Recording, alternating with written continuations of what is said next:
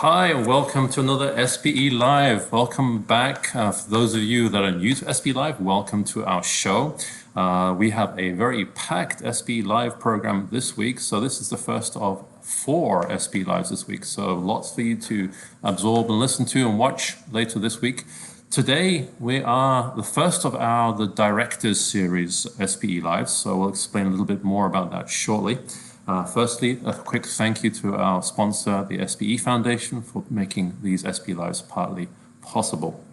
So Houston is taking a bit of a beating from Tropical Storm Beta at the moment. So if we lose you in transmission, we'll blame the weather. So please bear with us. We'll do our very best with the weather as it goes. So the technical directors, they are part of the SPE organization. And this SPE Live, it's going to be a series of 5 SPE Lives over the next coming weeks, leading up to the ATCE, which is SPE's annual technical conference and exhibition, which this year will be virtual. So normally at the ATCE, the technical directors and the regional directors, who are volunteers in the executive of SPE organization, talk to the conference. This year we decided to do it slightly differently. So these SPE Lives that we bring to you today and over the next couple of weeks will be basically a more personal introduction and journey with some of our technical directors, talking to them about their roles within SPE and what they do and how they help lead the strategy of SPE. So let's have a quick look at the SPE technical directors' roles. So there are several technical directors. If we see the next slide, please.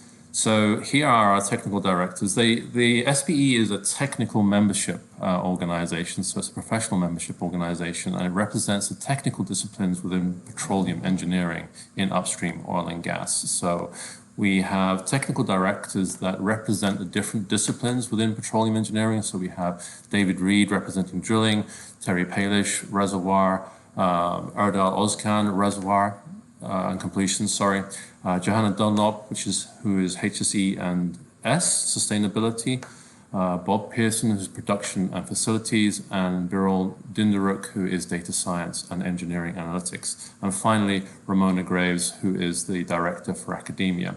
Now today, we will be meeting with Ramona, Johanna, and Anna Maria Patron also. So more about them shortly.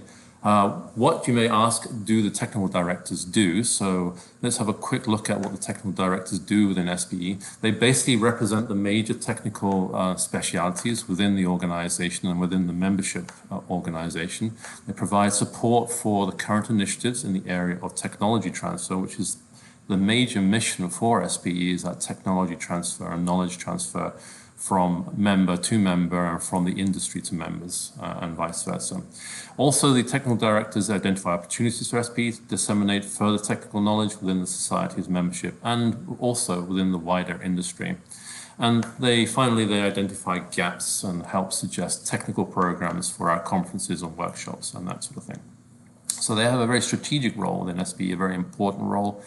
So it's a very senior position, volunteer position within the SPE organization.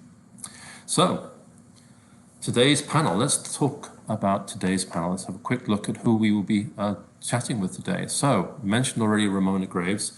She is the director for academia. Ramona is extremely well experienced. She is a professor and head of petroleum engineering at Colorado School of Mines. She's been there at Colorado for nearly 40 years. Immense academic background and passion, a true champion, I would say, for petroleum engineering, academia, and the oil and gas industry. Our second guest, Johanna Dunlop. She's been on SPE Live earlier. She is the current technical director for HSE and S, so health, safety, environment, and sustainability, a position she's held since 2017. She is the program director for Live for Good partnership at CDEP, Fontainebleau in France, and runs her own sustainability practice, Blue Walrus Sustainability Strategies. And she is a 25-year veteran of Schlumberger, where she held various senior leadership positions, including Director for Sustainability Integration, Manager for Sustainability and Citizenship Affairs. It's another very experienced panelist today. And finally, Anna Maria Patron. She is the incoming SPE Technical Director for Health, Safety, Environment and Sustainability. So she's handing over from Johanna this October at SPE's ATCE. Anna Maria has extensive operational experience in HSE and process safety, leading HSE for E&I on major greenfield and operational projects, including sour gas and oil processing facilities, Kashagan, Karachaganak, and offshore UK, UAE, and onshore Italy.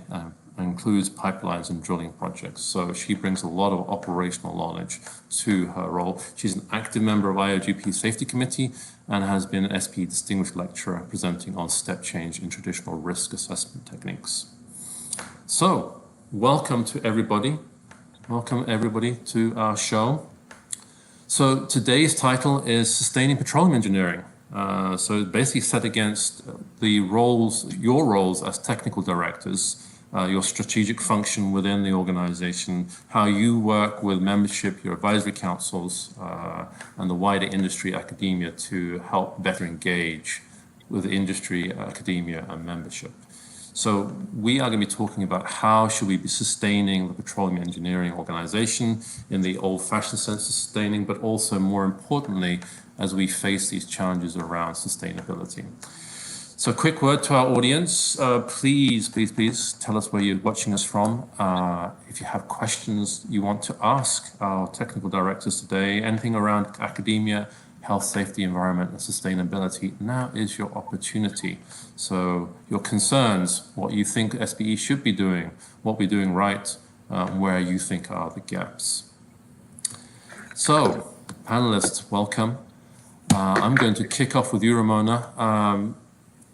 So we're going to talk a little bit about academia to begin with. I think, as we've talked about earlier, before the show, academia is the feedstock of new engineers with enthusiasm and creative ideas that will drive particularly the petroleum industry of the future. So how do our current petroleum professionals, people working in the industry, meet these meet not only the increasing consumption for energy and petrochemicals and sustain the oil and gas business? How can they do that without burning our resources and reputations for the upcoming generation? What are your thoughts around that, Ramona? Thank you, Niels. A good question. And hi, and welcome everybody that's listening. This sustainability, like you said, has two really focuses. How do we sustain petroleum engineering as a discipline? And a big part of that is how do we sustain ourselves as an industry? And I think the lifeblood, like you said, the feedstock of our industry are the students. And that's our biggest issue right now, is attracting the best and the brightest. Because all the issues we'll be talking about today and in all these technical talks, the biggest issue is attracting the talent with the creativity. And this goes to the whole industry reputation, the sustainability of the industry. And as students are concerned, the sustainability of their jobs once they're employed, okay? And this downturn has been really tough on academics. Our lifeblood, of course, is faculty to teach the students, but they have to have students to teach. And when you see jobs being rescinded, a necessary action, you see research dollars declining, it's hard for younger people and really professionals to say, why do I want to enter an industry that seems to not care about me? And we know that's not true. But how do we get that message out? And how do we sustain? How do we sustain our academic enterprise? It has to be the commitment of the industry and really SPE membership as a whole. We need contributions, not only financial, but we need support in building and developing our curriculum. For petroleum engineering education to survive, we have to stay relevant. And as you know, relevancy is changing on a daily basis. So I partially answered your question, but I think I got a few points. You did great, Ramona. Thank you. So actually, you brought up a really good point there in terms of the concerns that the student generation currently are facing, I guess, as you said, there's all this uncertainty in the industry, job losses. We have all these pressures around oil and gas in terms of the energy transition, climate concerns. So what can academia and oil and gas in general do in terms of facing this energy transition? How can we better equip students so that it can take a lead in the energy transition as petroleum engineers? There again, we have to attract the best and the brightest. I know we hear that all the time, but this generation of incoming engineers, be it petroleum, mechanical, whatever, they are different than, I look at the panel, they are different than we were. Their biggest concern right now, and I've seen some reports that say this generation is very similar to the generation right after World War II. They crave security, sustainability in their job.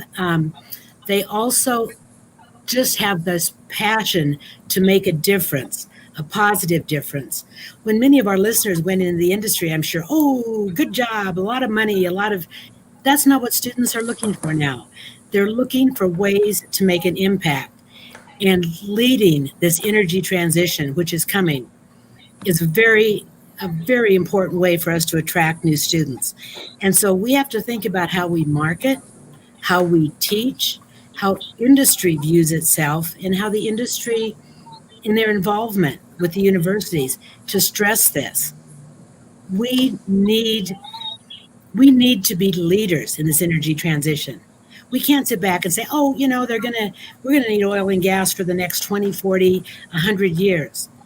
No, we want to be the leaders, because a lot of what we learn in petroleum engineering education, it's a very broad discipline, even though the name may be very narrow. You learn a lot. And I think that we have to have a curriculum, and we have to have an industry that really focuses on, yes, we are leading this transition, and our curriculum must reflect that. Oh, thank you, Ramona. That's some really good points there. So I'm going to open up a little bit to Johanna and Anna Maria now.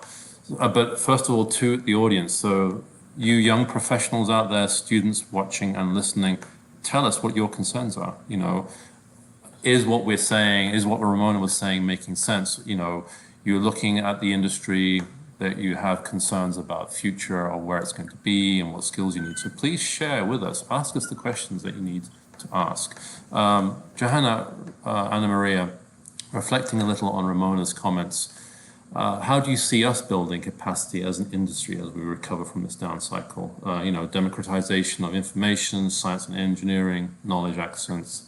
We'll talk about sustainability in terms of environmental impact and climate and safety in oil and gas shortly, but just really about capacity building at this stage. What are your thoughts? Perhaps, Johanna, you want to lead? Yeah, sure. I mean, I think the recent crisis has got some, very particular characteristics. And I think, in terms of the HSE and sustainability discipline, it's really shed light on a number of interesting issues. I mean, I think, number one, the HSE function has really been on the front line in terms of the pandemic. And I think that's had a very big impact on understanding the value that the HSE skills and knowledge can bring to the industry. I think it's probably accelerated a conversation about talent and the kind of HSE functions that we need to build that capacity, to be more resilient, to build back better, as the term goes at the moment.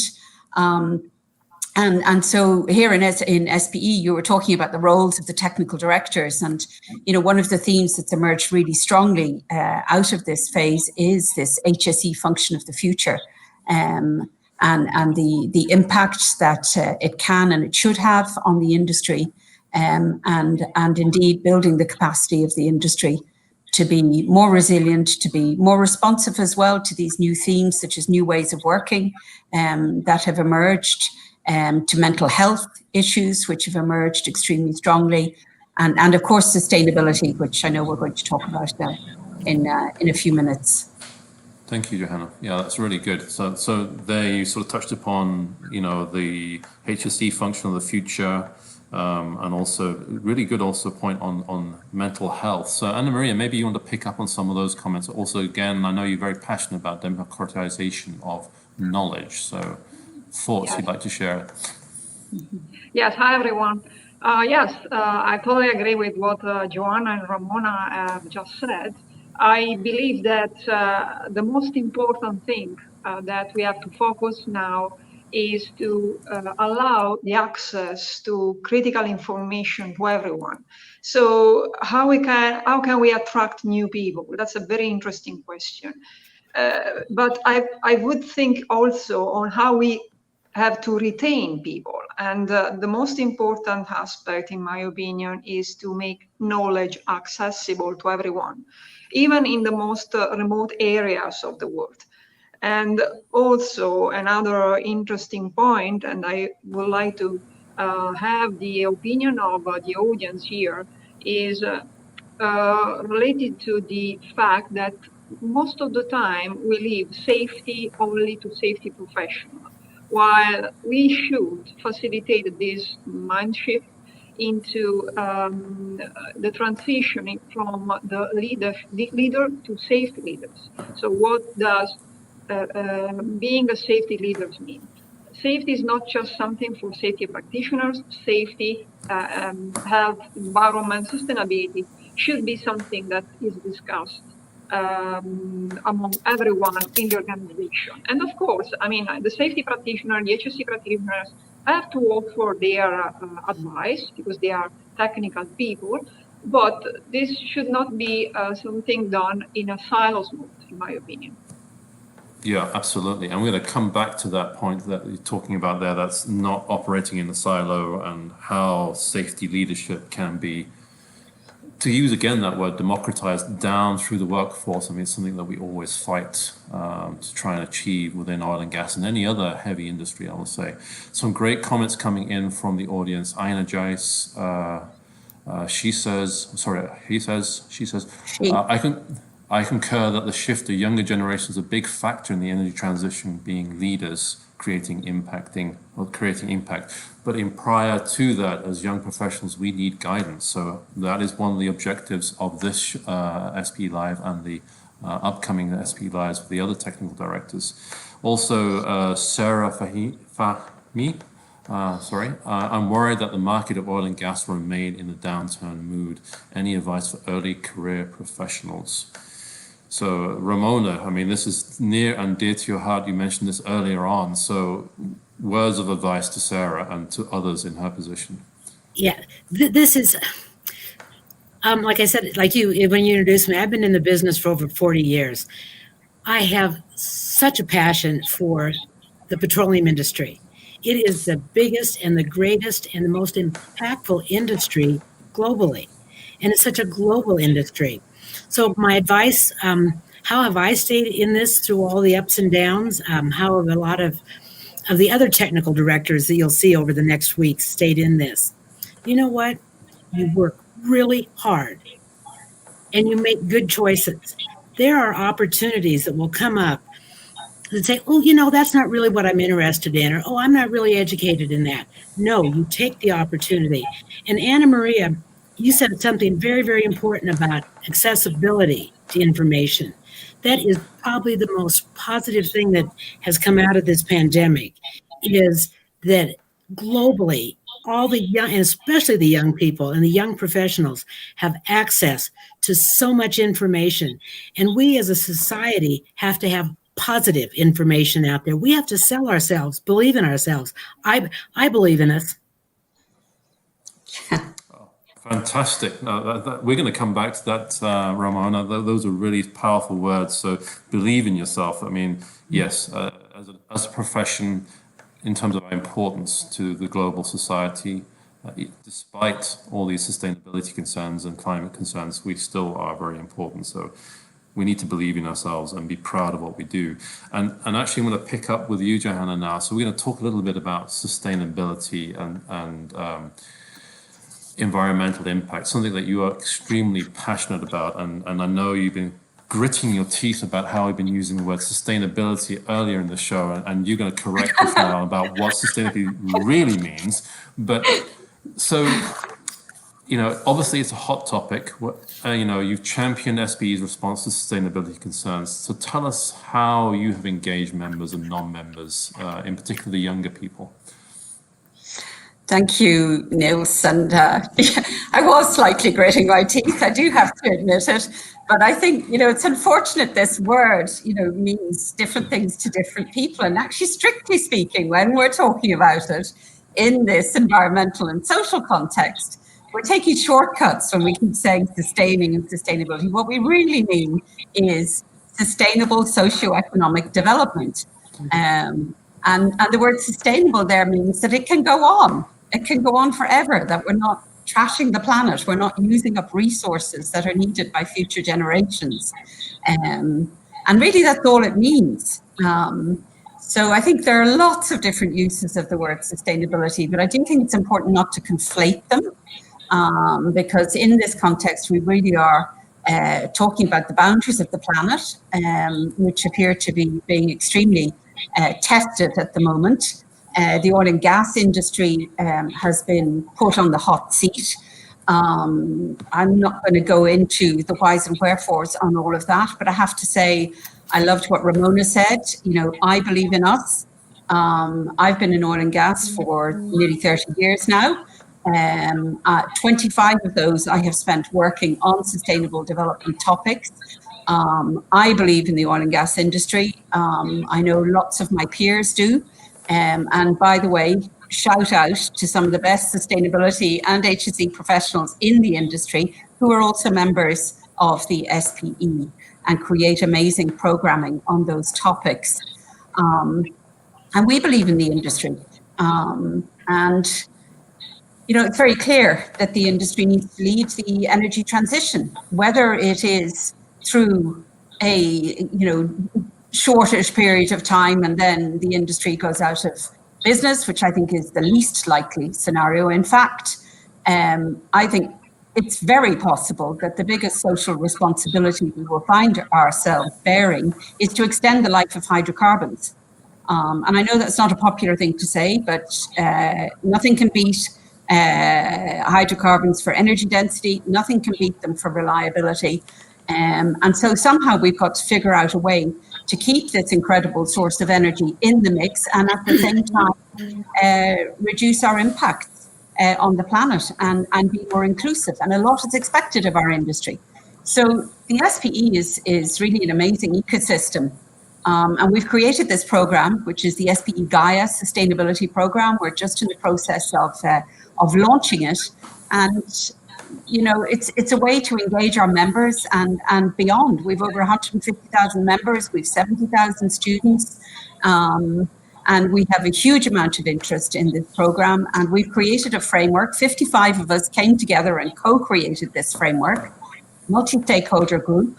Lots of people there making sure that we weren't just patting ourselves on the back, but we're actually challenging ourselves to really think deeply about this topic. And the role of the industry and SPE and the other professional societies. We have a very special role to play because we're non-hierarchical, because we're individuals. And so, we have, I call it constructive subversion. We have, the SPE enables us to put thought leadership first, and then to put organizations and brands and all of that second. And that gives us a tremendous freedom of thinking. So that's really some really great points you bring forward there, Johanna, particularly like the social responsibility and as us as a professional organization, us as petroleum engineering professionals and an industry, how do we extend the life of hydrocarbons to the benefit of the global society and taking that social responsibility that it carries and has carried for many, many, many decades. You talked about the Gaia program within SPE that you started in terms of helping to address that particular aspect of what you were talking about, that social responsibility and the role industry plays within global society. Anna Maria and Ramona, how do Johanna's remarks resonate with your operational day job, Anna Maria, and also academia, Ramona? Perhaps we'll start with you, Anna Maria. This sort of social responsibility. Yes, well, I do believe, and this applies for social responsibility, for health, environment, and of course safety, which is closest to my experience, that unfortunately these concepts are still very subjective. And they are really affected by the areas where you are operating. So the perception of what it is sustainable and what it is not sustainable, what is safe and what is unsafe is too much affected from where you are operating. I do believe that SPE, through the whole bunch of conferences, programs, initiatives that we have, should somehow overcome this subjectivity and help professionals in understanding that there cannot be different concepts regarding sustainability or safety or environment or health, what is safe, what it is unsafe. There should be just one concept which is common and shared among and across everywhere in the world. And I do believe that SPE can really make a difference here and can somehow also give a steer on how to make sure that we do things as we should be doing and the sustainability and safety point of view. There are many initiatives. Maybe Johana will be able to talk more about that. But for example, there is the Safety Leadership Academy, which has now been started and offer a set of courses and ideas. I was particularly struck by one of the comments from the audience, from the young generation, some hints, some ideas on how to approach this type of business. And I do believe that SPE can really make a difference here. Yeah, absolutely. Thank you, Anna Maria. I'm going to talk a little bit more about that HSE perspective and safety. Ramona, you obviously get a lot of questions from your student population on energy transition and climate change, etc. What's your thoughts on sustainability? Anna Maria made a very, very important statement. Well, she made many important statements, but one is safety, environmental sustainability is not an isolated issue. And in academics, it's not okay. We can't say, let's teach a course in safety. Let's teach a course in sustainability. These concepts, not only those, but the political acumen that you also mentioned, Anna Maria, the political acumen, understanding the country, the area you're working in, understanding what your discipline or subdiscipline, how can you use these concepts? And every class taught in petroleum engineering, and I really think in every university class, should absolutely weave in sustainability, business, political acumen, management, these things that make the whole person, the whole engineer. And so in academics, the faculty and the students need industry help. How do you guys do it? And how do you personally, have you done this in your own career? And they look for this guidance from you. And there are several initiatives underway. One that the Colorado School of Mines is very engaged with in Kazakhstan with Satbayev University was driven by the industry. 3 companies, the World Economic Forum, and 3 companies within this, E&I, Shell, and Chevron, for what I consider a very small investment of money, got these 2 universities working together to build a curriculum that touches all these concepts, and to take best practices from the industry, a university in the US, and to a developing university in Kazakhstan. It's a phenomenal model, but it takes, the universities they want the input. They want to give the input. What they need is the industry to support them and finance them, and to be actively engaged in this capacity building. It's not up to academics to do it. It's up to you guys. Oh, that's a very powerful statement, Ramona. So thank you. A challenge out there to industry, and a rightful one, I will say as well. And it's tough times for industry. I mean, obviously they're struggling with themselves with money, but they still need to remain engaged with academia if they want a future workforce. So very powerful message there. I'm going to turn to you, Anna Maria. You're stepping into the role into Johanna's role, in fact, as HSE and Sustainability Director. Critical time for the industry. 2021, we're just beginning to see the recovery in operations and an increase in activity again. So talk to us about the critical mind shift, safety leadership. You talked about this, you mentioned this a little bit earlier, risk appetite, understanding context of where we operate. What are your thoughts? What do you want to share with the audience? Yes, sure. This is a very difficult time. We are facing an unprecedented crisis. So more than before, I believe that we have to force somehow this critical shift from leaders to safety leaders.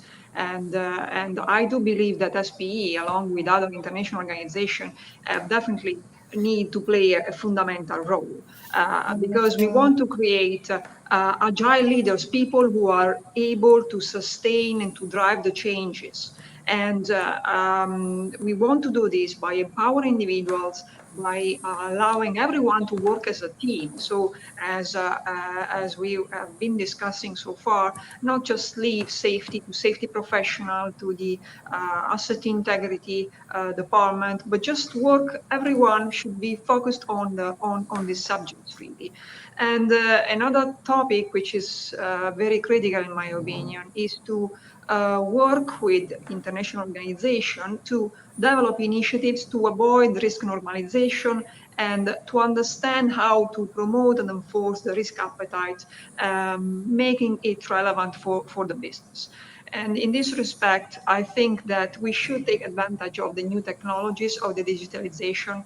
This SPE Live that we are having today is a wonderful opportunity to share views. And I think that it is really something that, I mean, it wasn't accessible when I was a young professional. So young professionals now should really take the opportunity to follow this SPE Live, to follow, you know, the social media and be on top of all the information, because the knowledge, the information, the culture really can make the difference. Thank you, Anna Maria. That's, again, really important that you bring across there in terms of the knowledge access. And I'm wondering, you know, from your day-to-day operational perspectives and experience, just picking up on your comments there, what's still missing from oil and gas industry? Is it knowledge? Is it culture? Is it how we value ourselves and others and our environment? You know, the risk and safety is still a big issue. So what's missing? Yeah. So I think that sometimes somewhere in some organization, the HSE topics are still nice talk. So we don't have this transition from a slogan to real activities, real action. And it's not embedded in the culture of the company, but it stays only with safety professionals, as I was saying. How can we amend to this situation? What can we do? I think that as always, the answer is in knowledge. I do believe that if we allow everyone to have access to critical information by establishing a protocol of information that every leader should have, this could really make the difference. And I believe that this is also the area where SPE is working more through these initiatives, and also, as I was mentioning, the SPE, the Safety Leadership Academy, because, I mean, we need to create a protocol of information, a protocol of courses, which is shared, which is common across the organization, and can be accessible to everyone. So everyone who wants to become a leader needs to understand that there is no leaders, standalone leaders, but we have to talk about safety leaders. Okay, so what Ramona was saying was absolutely true. We cannot think of teaching at school a course on safety. We should embed these topics into all the other disciplines. And this is very critical, and we should make clear what we want our young people to achieve, what kind of critical concept, critical knowledge we want them to achieve. And I do believe that we can really make a difference as SPE, as an organization, especially in liaison with other international organizations. Okay, thank you. I'm going to pick up a little bit on that in a minute. Johanna, you've been in this role for 3 years now, so listening to what Anna Maria said there, do you want to add to that, you know, from what you've seen and where we should go next as an industry? Yeah, absolutely. And I think I just want to really reinforce what's been said, particularly on the ability of the SPE to be a unifying force. You know, it's present in 140 countries. It's got 450 chapters, you know, 156,000 members. I mean, that's incredible reach. And so I think on the health and the safety environment and sustainability topics and other topics, you know, the unifying capability is really significant. And I think we need to keep doing more of that. And as Anna Maria has said, you know, we've built this Safety Leadership Academy. That topic is going to keep growing, just as HSE Function of the Future as well, which I think, you know, needs to be a shared topic across the industry and in cooperation with the likes of IOGP and IPICA and API. International organizations who can also carry that forward. I think one of the strengths of the SPE as well is the dissemination of these best practices. And we've seen that with Gaia. We've developed Gaia with the IOGP and with IPICA and also with AAPG and now SCG as well. And I think, you know, another thing I'm picking up on, particularly from Ramona, is this notion of the whole engineer. And, you know, really if the industry, you know, and other industries, not just ours, you know, are in this situation, it's because we don't have the means to be able to take externalities on board. We don't have the means to take on board, you know, our external impacts, except through, you know, legal routes and litigious routes, which make everybody nervous and scared and don't lead to really creative thinking. But that's a very real challenge. And, you know, what we're trying to do with Gaia is to smash the sustainability glass floor, so that all of these people who are members of the SPE and AAPG, SCG, all of the other societies who are the heart of the industry and who've been making an impact. This industry has probably done more to alleviate poverty than any other industry, and that's the #1 UN Sustainable Development Goal. But we've all industries have got to get to grips with our impacts. It's no longer acceptable for us to have social and environmental impacts that affect others in such significant ways and to continue doing that. And that requires a change in mindset, but it also means real tools and real processes, which I think have to be integrated at the university level. And then we have to enable operations people. We can't ask operations people to make the top line, make the bottom line, oh, and by the way, save the planet at the same time.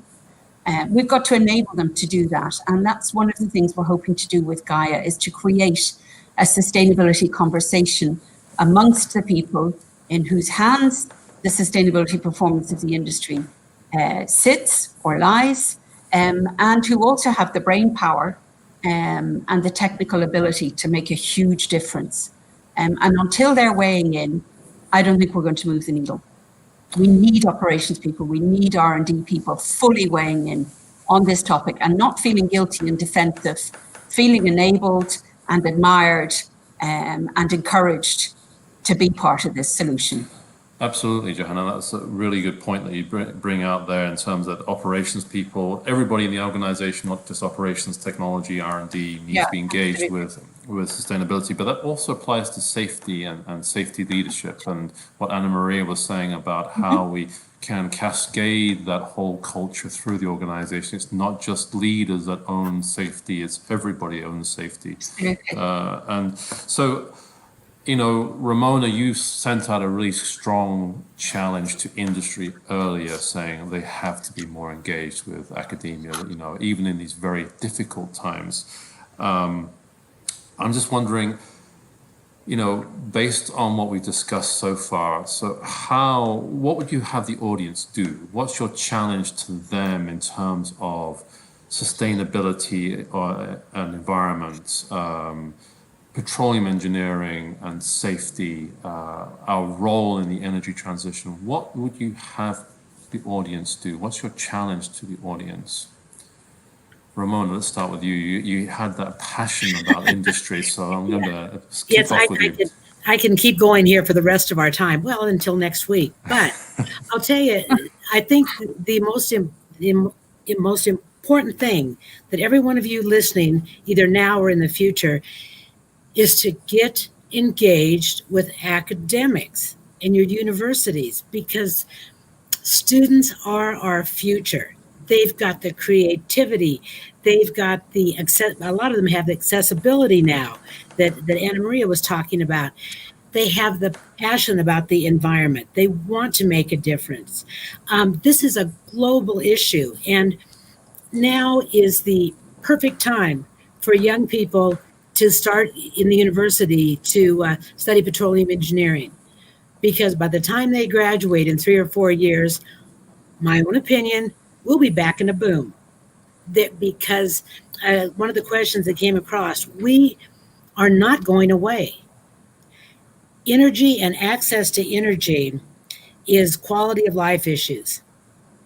And we need all the renewables and nuclear and everything and oil and gas to meet this demand. We aren't going away, but we have to be part of the solution, and we have to be leaders in the solution. What do let's say, I won't call them older, what do the more mature members do? You can really help, get involved, be a mentor to young students, give guest lectures, volunteer to teach a class. There's a lot of you that are taking early retirement now, or are thinking about leaving the industry. Get engaged. That's all. That's what you have to do. That will be the survival of our industry. Oh, thank you, Ramona. I'm signing up for your class, and I'll give a class if you want as well. So I have a lot of knowledge to share. Very important that you brought out creativity, accessibility. We had a comment earlier from, so I'm going to try and find Katie Hammond about access to knowledge. Many journals are free. There's already a lot of very good information free through SPE to not only members, but the wider industry and non-members. So please make good use of that information that SPE makes available to everybody. Turning to you, Anna Maria, picking up on what Ramona said, again, you talked about accessibility to information, and, COVID has been a transformation, I think, in terms of how people communicate, and how they are willing to communicate through digital means in a totally different way. So what's your challenge to the audience? How do you see that they need to better engage? Not only the young professionals, the industry, the academics, what is your message? What's your challenge to everybody out there? You're on mute, Anna Maria. Okay, now it should be okay. Yes. No, I think it's a very interesting question. Thanks for that. If there is something that this crisis has taught us, is that we can adapt ourselves to overcome the crisis and the challenge. And of course, there are so many information accessible to everyone now, but at the same time, it's also sometimes difficult to understand what information are useful and what are not.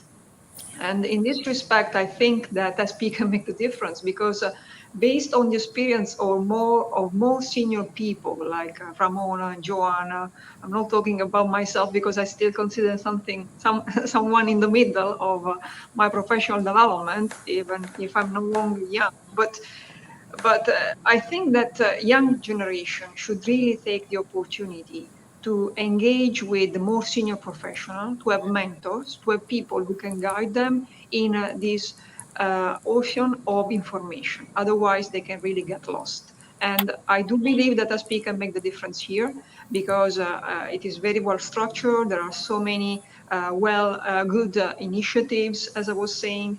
And I do believe that people, in order to make this transition and to really take the opportunity, they should be a bit more picky in the type of information that they want to access. And SPE, more senior professional in SPE can really make the difference in this respect. Perfect, thank you. Yeah, I heard what you said there, mentoring, particularly knowledge sharing, this ocean of information and guiding particularly the young professionals and students through all this information and making sense of that information.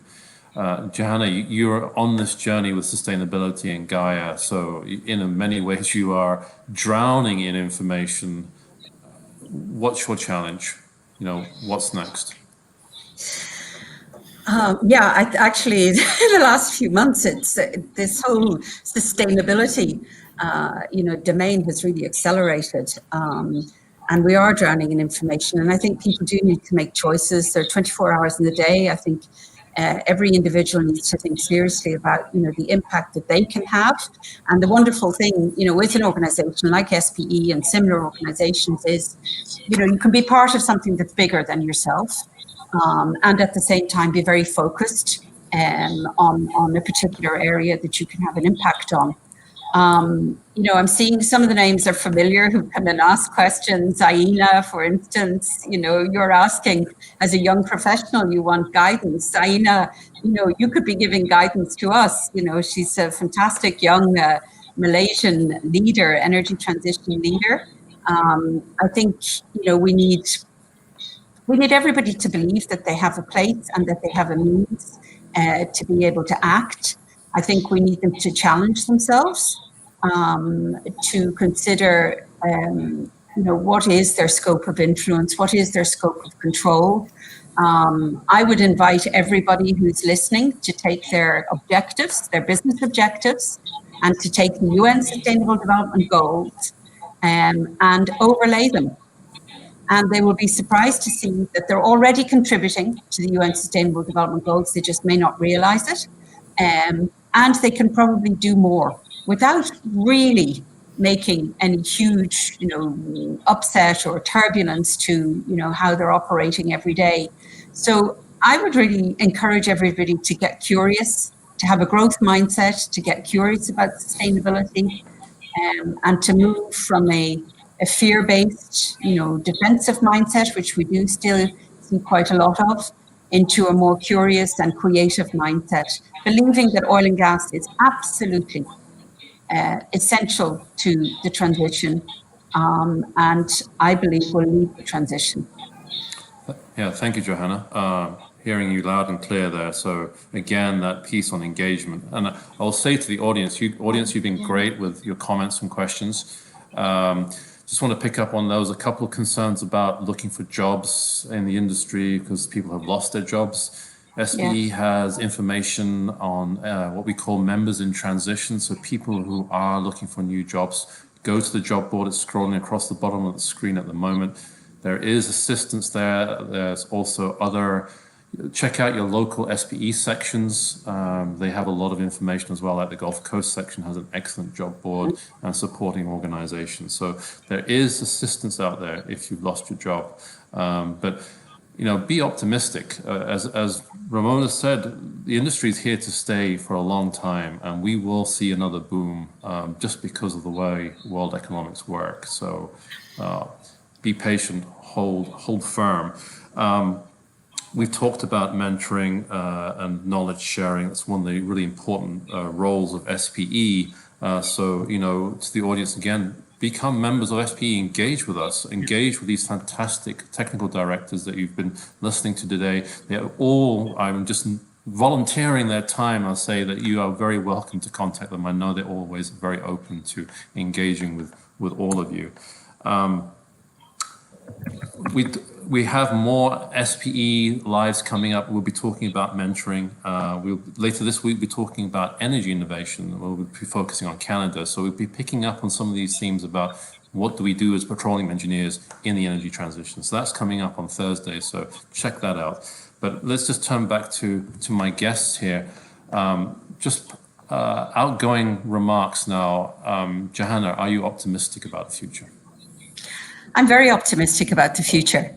I'm optimistic about the HSE and sustainability discipline within the SPE. I'm absolutely thrilled that Anna Maria has accepted to take on the role of technical director. And I love in the SPE that we come forth as leaders and then we go back into formation. So I'm looking forward to supporting Anna Maria as she comes forward into this role. And I know former technical directors are too. I'm absolutely optimistic because we've got such smart people in this industry. They're thinking hard about the energy transition. We're seeing now a significant population moving also into this energy transition business space. And I think that's going to produce some results that we've no idea what they look like at this moment, but it's a very significant number. These are people who understand the oil and gas industry and are going to reveal, I think, the transferable skills and the value of the oil and gas industry beyond what is visible to us at the moment. But yeah, I'm extremely optimistic. Thank you, Johanna. And you actually touched on a question that one of the audience members had, Frederick Guyonneau. Sorry, I'm mangling your surname, Frederick. Should I encourage my 18-year-old child to undertake a PE curriculum? I would say yes. I mean, just the fundamentals of what you learn in terms of engineering and science will serve you well in almost any industry. Anna Maria, and then close out with you, Ramona. Anna Maria, are you optimistic about the future? I think that we need to be optimistic in general in life, and also I'm optimistic for a number of different reasons. First of all, as Ramona was saying, after the crisis, there must be, the industry picking up again, and that's the moment where we have to be ready. Okay, so we don't have to be stuck in the crisis, but we have to look ahead, and this is where the young generation can help us because their creativity, their capability of adapt more than older people. It's critical in this moment. Okay, so I really believe and I hope that young people will take this as an opportunity to look ahead and leave the crisis at their back and think of the future as a bright future where our industry is more sustainable, is safer, healthier, and there is a great respect to the environment. I'm sure that the young generation can really make the difference in this respect. Thank you, Anna Maria. That's really good. And I love that comment, grasp the moment. So Yes. Grasping the moment and beating industry around the head. Ramona, are you optimistic? Obviously, yes, I'm an optimistic person. And I guess the people watching this can say, of course you can be optimistic. You're old and retired. However, you have to, some of the advice I always gave my students when I was actively teaching, look at all the facts, think about all the data, analyze the data, but in the end, trust your heart. And I think if all the professionals out there listening and those thinking about this, if you look at your heart, look to what this industry has done and will do, you just can't help but be optimistic. And last comment to the younger professionals, don't be afraid to speak up. Fear is something you should not have. I think the more senior people are looking for, I don't say your guidance, they're looking for your ideas. Because we are in a crisis that we have to turn around. So, yeah. And I couldn't say more about SPE and your engagement with SPE. It's been one of the most rewarding institutions I've been engaged with throughout my career, and it's the connections you make for finding a job and staying in. You can't beat SPE. Oh, perfect, Ramona. Thank you. That's a really excellent closing remark. Grasping the moment there and the benefits of SPE membership and engaging and networking. Very, very important. Helping to influence, as you say, this pivot point and as we transition and accelerate back out of this current slump. So very, very powerful messages. To all of you, all three of you, Johanna, Anna Maria, Ramona, you've been fantastic on today's show. So thank you very much. Hopefully we've had great engagement with the audience. Audience, please engage with SPE. Go to and check out our website, spe.org. Check us out on LinkedIn, YouTube. There's lots and lots of information you can find that will help you navigate your way through these current times and look ahead to this bright future that we still have in oil and gas, I will say. So once again, Johanna, Anna Maria, Ramona, thank you very much. It's been fantastic talking to you all today. Thank you.